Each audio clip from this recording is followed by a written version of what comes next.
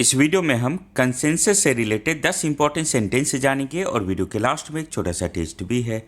Consensus का मतलब होता है आम सहमति। फर्स्ट सेंटेंस है consensus helps avoid fights. Family had a consensus on dinner. Consensus means everyone agrees. We reached a consensus to play cricket. We reached a consensus on the group name. Next sentence है consensus makes teamwork easy. We all reached a quick consensus. Consensus builds friendship and trust. Consensus means common agreement. Everyone consensus was needed to start. अब आपके लिए एक छोटा सा test भी है। Consensus का हिंदी मीनिंग क्या होता है? दो ऑप्शन है, सुस्ती या आम सहमति। सही आंसर वीडियो के कमेंट सेक्शन में बताना है। इसी तरह के और भी वीडियोस के लिए हमारे इस चैनल को आप सब्सक्राइब कर लो। All the best for your upcoming exam.